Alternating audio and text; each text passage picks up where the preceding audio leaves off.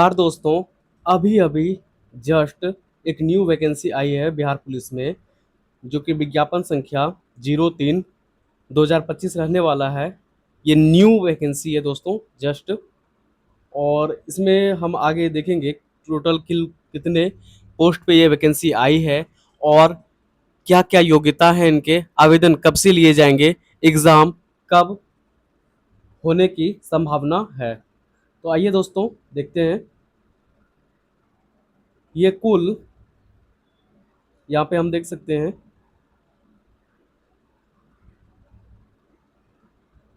4128 seat पे ये कुल वैकेंसी आई है दोस्तों। जिसमें हम देख सकते हैं मद निषेध सिपाही के लिए 1603 वैकेंसी है, जो कि कांस्टेबल। और इनकी सैलरी की अगर बात करें हम, तो ये लेवल 3 की वैकेंसी है।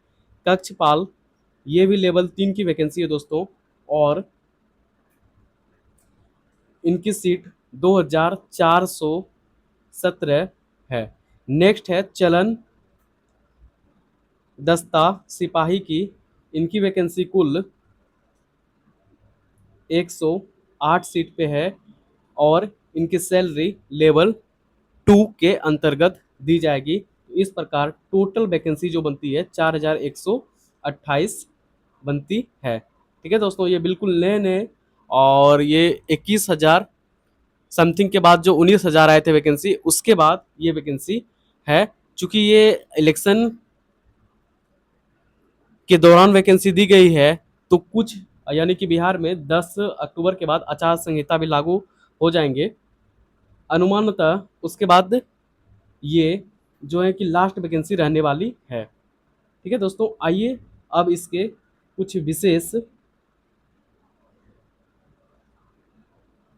पॉइंट पे बात करेंगे, और ये ऑनलाइन से देखेंगे कि ऑनलाइन आवेदन पत्र भरने की प्रक्रिया जो है वो कब से स्टार्ट हो सकती है।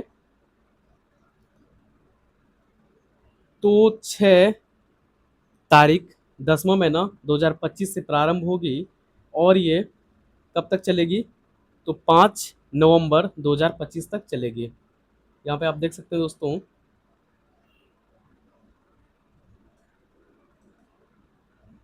6/10/2025 से ऑनलाइन आवेदन पत्र भरने की तिथि क्या हो सकती है, प्रारंभ होगी, और 5/11/2025 तक, यानी कि ये चलेगी, अगले महीने से शुरुआत हो जाएगी। ठीक है, आइए अब कुछ विशेष पॉइंट पे बात करेंगे इसके।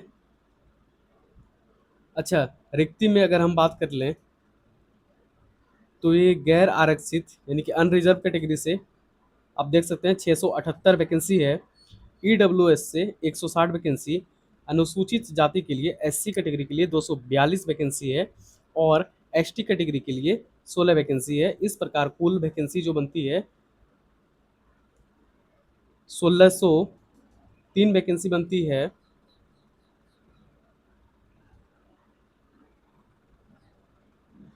और ये वैकेंसी आपका रहने वाला है मद निषेध। यहाँ पे आप देख सकते हैं मद निषेध उत्पाद के अंतर्गत टोटल 1603 वैकेंसी है।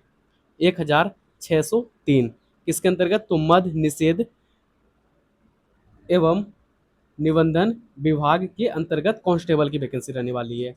अच्छा, और नेक्स्ट अगर हम बात करेंगे, तो कारा और सुधार सेवाएं निरक्षालय यानी कि गृह विभाग में कक्षपाल के पद पे, ठीक है दोस्तों, कक्षपाल के पद पे यहाँ पे आप देख सकते हैं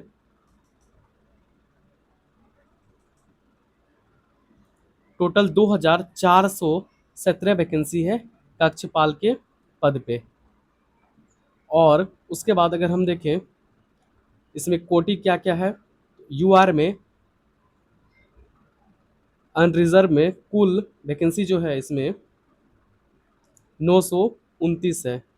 आप यहाँ पे देख सकते हैं कुल पदों की संख्या 929। और ये ईडब्ल्यूएस के लिए 225, यहाँ पे 929 हो गया आपका यूआर यानी कि अनरिजर्व कैटेगरी के लिए। किसमें, तो कक्षपाल में। यहाँ पे देख सकते हैं कक्षपाल के पद के लिए कुल, कक्षपाल के लिए 2417 टोटल वैकेंसी है, जिसमें से कि यूआर के लिए आपके बन जाते हैं 929, ईडब्ल्यूएस के लिए 225 बन जाते हैं, एससी के लिए 518 वैकेंसी निर्धारित की गई है। ठीक है, अब नेक्स्ट आते हैं, ये आप कैटेगरी देख सकते हैं दोस्तों, टोटल 2417 वैकेंसी हो गई। और ये एसटी के लिए 39 सीट, और ईबीसी के लिए 385 सीट, बीसी के लिए 301 सीट, और पिछड़े वर्ग की महिलाएं के लिए 20 सीट आरक्षित है। ठीक है, अब नेक्स्ट पॉइंट पे आते हैं, जो कि कुल 3 टोटल 3 पद पे निकली थी दोस्तों, 3 पे। एक था आपका ये मद निषेध में, उसके बाद सेकेंड था कक्षपाल में, और तीसरा है आपका ये चलन दस्ता सिपाही के पद पे, जिसमें से कि टोटल 108 सीट निर्धारित की गई है। जिसमें से कि यूआर के लिए कितनी है, तो यूआर के लिए हो गया आपका 56, ईडब्ल्यूएस के लिए 9, एससी के लिए 22 सीट, एसटी के लिए 3, ईबीसी के लिए 5। इस तरह से टोटल सीट जो है 108 सीट निर्धारित है चलंत दस्ता सिपाही के पद पे। अच्छा, इसका वेतन क्या है, तो लेवल 2 वेतन है 19,900 से 63,200, ये बेसिक पे हो गए। ठीक है, अब नेक्स्ट पे आते हैं, आवेदन के लिए योग्यता क्या होंगे। यहाँ पे देख सकते हैं आप, पात्रता यानी कि योग्यता क्या क्या होंगे। तो भारत का नागरिक होना चाहिए, जो कि सभी लगभग जो देख रहे होंगे व्यूवर्स हमारे भारत के ही होंगे। अब नेक्स्ट पे आते हैं हम,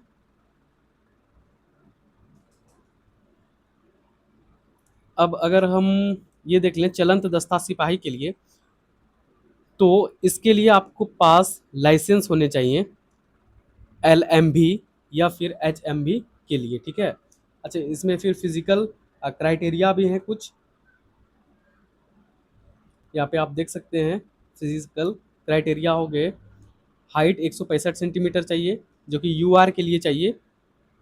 ठीक है, अब बाकी 160 सेंटीमीटर, अत्यंत पिछड़ा वर्ग के पुरुष अभ्यर्थी के लिए, एससी और एसटी के लिए 160 सेंटीमीटर, ये आप देख सकते हैं। बाकी चेस्ट आप देख ही सकते हैं यहाँ पे 81 सेंटीमीटर बिना फुलाए, और 86 सेंटीमीटर फुला के यूआर के लिए। ठीक है दोस्तों, इस प्रकार से आप देख सकते हैं। बाकी महिला के लिए सिर्फ हाइट कितनी होनी चाहिए, 155 सेंटीमीटर, और सीना इसमें लागू नहीं होते हैं, काउंट नहीं किए जाते हैं। आइए अब नेक्स्ट पॉइंट पे देखेंगे, सबसे इम्पोर्टेंट जो है शैक्षणिक अर्हता, ने कौन कौन इस फॉर्म को भर सकते हैं। तो वो इंटरमीडिएट पास होने चाहिए, या फिर बिहार राज्य सरकार के मदरसा बोर्ड द्वारा निर्गत मौलवी प्रमाण पत्र अथवा बिहार राज्य के संस्कृत बोर्ड द्वारा क्या होने चाहिए, वो पास होने चाहिए, पास आउट होने चाहिए। ठीक है, और नेक्स्ट हम देखेंगे कक्षपाल के लिए। तो कक्षपाल के लिए क्या है, आप नॉर्मल 10+2 होने चाहिए, इंटरमीडिएट होने चाहिए किसी बोर्ड से, अगर आर्ट्स है, कॉमर्स है, साइंस है, आराम से चल सकता है ये। और केंद्रीय शासन द्वारा मान्यता प्राप्त बोर्ड से इंटरमीडिएट होने चाहिए नॉर्मल। ठीक है, ये कक्षपाल हो गए, और मद निषेध के लिए भी वही सेम रहने वाला है, आप यहाँ पे देख सकते हैं। एक मिनट, हाँ, मद निषेध के लिए देख सकते हैं यहाँ पे क्या होना चाहिए, 10+2 होना चाहिए, और ये कक्षपाल के लिए भी आपका 10+2 होना चाहिए। ठीक है, अब आ जाते हैं हम नेक्स्ट पे, उम्र, एज पे आ जाते हैं। तो एज इसका जो होना चाहिए, वो मद निषेध सिपाही पद के लिए यूआर कैटेगरी में अगर आप बिलोंग करते हैं तो 18 साल मिनिमम, और मैक्सिमम 25 साल मैक्सिमम होने चाहिए। उसके बाद आप पिछड़ा वर्ग की कोटि के लिए देख सकते हैं 2 वर्ष, न्यूनतम 18 वर्ष, और मैक्सिमम 27 वर्ष। बाकी फिर एससी कैटेगरी के लिए आप देख सकते हैं यहाँ पे, अनुसूचित जाति एवं अनुसूचित जनजाति कोटि के अभ्यर्थियों के लिए उम्र में 5 वर्षों का शिथिलीकरण यानी कि रिलैक्सेशन जो मिलता है, एज न्यूनतम 18 साल और मैक्सिमम 30 वर्ष। ये एससी और एसटी कैटेगरी के लिए यहाँ पे देख सकते हैं आप। नेक्स्ट पॉइंट पे आएंगे दोस्तों हम, इस तरह से आप कक्षपाल के लिए भी देख सकते हैं, गैर आरक्षित कोटि पुरुष के लिए न्यूनतम 18 साल और मैक्सिमम 23 वर्ष, पिछड़ा वर्ग कोटि एवं अत्यंत पिछड़ा वर्ग कोटि के पुरुष अभ्यर्थियों के लिए अधिकतम 2 वर्ष का क्या मिलेगा? एज रिलैक्सेशन, ठीक है, इस तरह से आप देख सकते हैं। उम्र हो गए। अब आ जाते हैं दोस्तों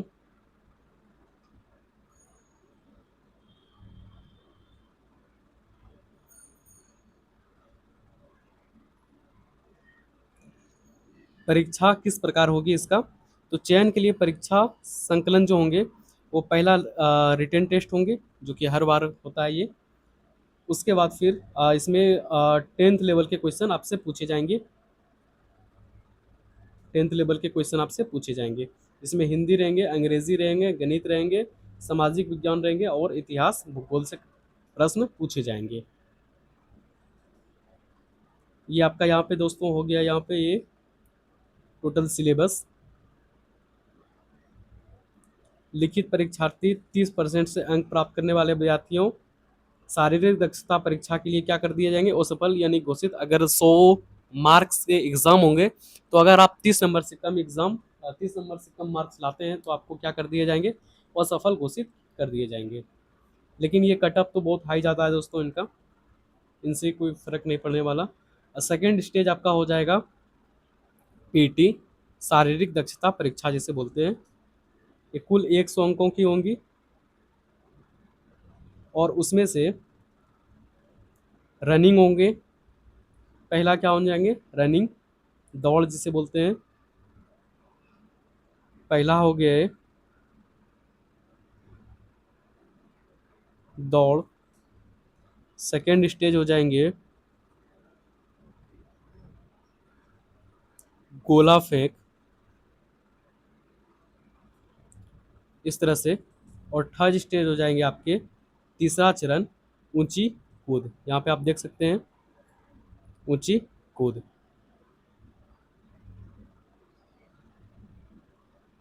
उसके बाद लगभग हमने सभी विषय पे चर्चा तो कर लिए दोस्तों। अब आ जाते हैं आवेदन शुल्क पे। तो इनका आवेदन शुल्क मात्र मात्र सभी के लिए क्या रहने वाले हैं? 100 रुपया रहने वाले हैं। सभी श्रेणी कोटि के अभ्यर्थियों के लिए मात्र मात्र कितने? 100 रुपये। ठीक है दोस्तों, तो ये फॉर्म आप जरूर से जरूर भरें। धन्यवाद दोस्तों। अगर ये चैनल आपको सही लगे, ये जानकारी आपको अच्छी लग रही हो और ये जानकारी आप चाहते हैं कि इसी प्रकार से अन्य जितनी भी वैकेंसीज हैं उनकी जानकारी आपको सबसे पहले पता चलते रहे, तो आप चैनल को हमारे सब्सक्राइब जरूर करें। और साथ ही साथ अगर आप रेलवे के लिए तैयारी कर रहे हैं तो ये चैनल आपको डेडिकेटेड रेलवे के लिए तैयारी कराती है। और साथ ही साथ एसएससी एवं अदर एग्जाम, बैंक, बिहार से रिलेटेड जितने भी एग्जाम हैं उनकी भी तैयारी, उनके भी प्रीवियस ईयर क्वेश्चन हम अपडेट करवाते रहते हैं। तो जरूर सब्सक्राइब करें। धन्यवाद दोस्तों।